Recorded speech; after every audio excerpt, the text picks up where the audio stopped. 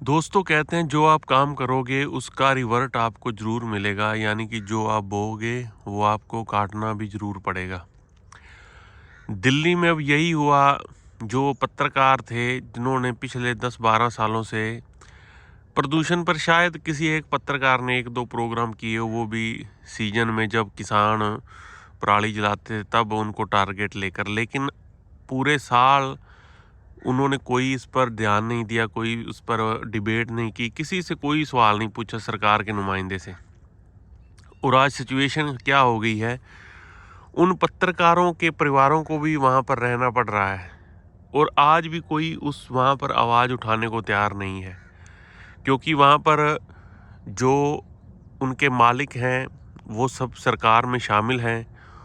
और सब ने अपने अपने, जो अमीर लोग हैं वहाँ पर किसी ने प्यूरीफायर लगा रखे हैं, जो एयर प्यूरीफायर हैं, कोई अपना फार्म हाउस बना रखे हैं, कोई दिल्ली में रहता है, कोई बाहर रहता है, उनके बच्चे सब विदेशों में अच्छी अच्छी जगह पर रहते हैं। कहने का मतलब है कि आम बंदा जिसकी कोई सुनवाई नहीं हो रही,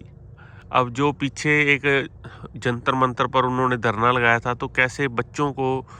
और बुजुर्गों के ऊपर उन्होंने आतंकवाद का केस चलाकर जेल में उनको डाल दिया और वहाँ से आंदोलन ख़त्म कर दिया। और जो धीरेंद्र शास्त्री की यात्रा थी उसको लेकर एक दिन के लिए पूरा रोड जाम कर दिया सरकार ने ऑथोराइज तरीके से कि आप एक दिन के लिए रोड जैम रहेगा। और उससे पहले भी कई जगह जगह जहाँ पर यात्रा गई वहाँ पर रोड जैम रहा। तो कहने का मतलब है कि प्रायोरिटी अब क्या है, ये आपको समझना पड़ेगा कि हमारे देश में प्रायोरिटी क्या है। जो आपके बिल्कुल वो मुद्दे हैं जिससे आपका जीवन तय होगा कि आपका जीवन की गुणवत्ता कैसी रहेगी, उन पर आज कोई भी पत्रकार बात करने को तैयार नहीं। और ये आप लिख के ले लो, जो चीज़ें कमज़ोर होती हैं, जो हमारा फेडरल स्ट्रक्चर है, जो हमारा ढांचा है, उसमें हर एक चीज़ आती है। पर्यावरण भी आता है उसमें, पॉलिटिक्स भी आती है उसमें, स्वास्थ्य भी आता है उसमें, शिक्षा भी आती है। यानी कि हर चीज़ जब धीरे धीरे उस पर जो चीज़ें हमारे देश को एक मजबूत ढांचा बनाती हैं, अगर उस ढांचे को कमज़ोर कर दोगे तो वो देश फिर थोड़े दिन ही वो देश सर्वाइव करता है। ये आप, क्योंकि अभी इस पर किसी का ध्यान नहीं, क्योंकि जो राजनीति है उसको लोग करना चाहते हैं, जो है वो बामुश्किल से आप कहो कि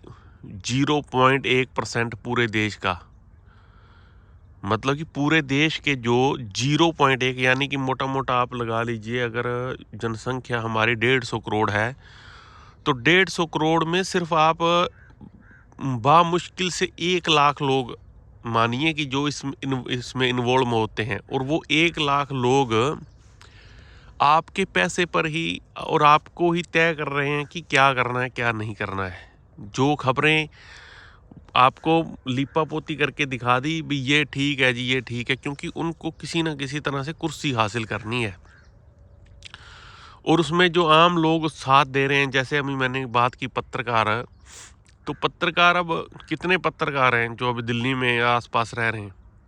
क्या उनको परेशानी नहीं हो रही? क्या उनके बच्चों को, परिवार को परेशानी नहीं हो रही? सबको परेशानी हो रही है, क्योंकि एक गैस चैम्बर बना है इस जिस पर बात ही नहीं क्यों करने को तैयार। एक भी प्रोग्राम नहीं हुआ, एक भी, जो एक कि किसी से पूछा जाए कि आपने इस पर क्या प्लान किया है। सरकार के पास कोई एक्शन प्लान नहीं है, क्योंकि अगर आप बारिश के मौसम में एक बार पर्यावरण पूरी तरह से साफ होता है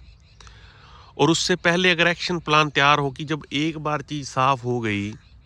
अब कहते हैं कि कृत्रिम वर्षा करेंगे, ये कराओ वो कराओ, अगर जब होती है, जब जब मॉनसून के सीजन में 10-10 दिन, 15-15 दिन, और इस बार तो कम से कम 3 महीने लगातार बारिश होती रही, उसके बाद जब मौसम खुद ब खुद एक बार साफ हो जाता है, तो उससे पहले जो एक्शन प्लान है वो कहाँ पर है? सेम टू सेम अब नदियों की हालत कर रहे हैं लोग। अब नदियों में लोग कूड़ा फेंकेंगे, धीरे धीरे पर्यावरण का जो संतुलन है, ताना बाना बिगड़ेगा, लोग आगे जो पानी पीते हैं बीमार होंगे, और धीरे धीरे वही चीज़ें हैं, जैसे जैसे हमारा एक चेन होती है पर्यावरण की, अगर उस चेन में से आप एक भी किसी एक चीज़ को निकाल दोगे तो वो सारा सिस्टम ख़राब हो जाएगा, वो चक्कर जो घूमना है वो बंद हो जाएगा। सेम टू सेम है, अगर साफ़ पानी को आप गंदा कर दोगे तो उससे फिर आगे जो है कहीं उसमें सब्जी धोते हैं, फिर वो सब्जियां आप खाओगे, फिर आप बीमार होगे, तो ये सारा सर्कल ऐसे चलता है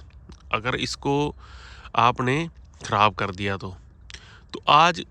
जो आप बो रहे हो वो काटना पड़ेगा। आज आपका ध्यान नहीं है तो कल आपको पछताना भी आपको ही पड़ेगा। और दिल्ली वाले पछता रहे हैं, और विडंबना ये है कि उनकी सुन भी नहीं रहा कोई। ऐसा देश जहाँ की राजधानी में लोग बैठे हैं, बस रीलें बनाना छोड़ रहे हैं, हर एक बंदा परेशान है, लेकिन कोई एक सार्थक चर्चा, एक जहाँ पर एक्शन प्लान लेना हो वो है ही नहीं। तो ये आने वाले टाइम में ऐसी कई चीज़ें हैं जो हमारे देश का स्ट्रक्चर बिल्कुल ख़राब करेंगी, और आज किसी का ध्यान नहीं है। तो आप दोस्तों इसके बारे में क्या सोचते हैं, एक बार कमेंट करके ज़रूर बताना। नमस्कार दोस्तों।